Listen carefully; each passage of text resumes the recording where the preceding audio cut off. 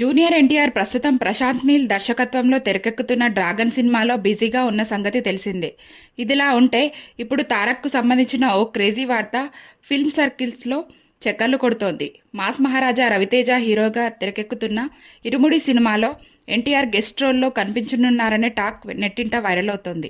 శివ నిర్వాణ దర్శకత్వంలో తెరకెక్కుతున్న ఈ సినిమాలో అయ్యప్ప స్వామికి సంబంధించిన కీలకమైన పాత్ర ఉంటుందని, ఆ పాత్ర కోసం ఎన్టీఆర్ పేరును పరిశీలిస్తున్నట్లు ప్రచారం జరుగుతోంది.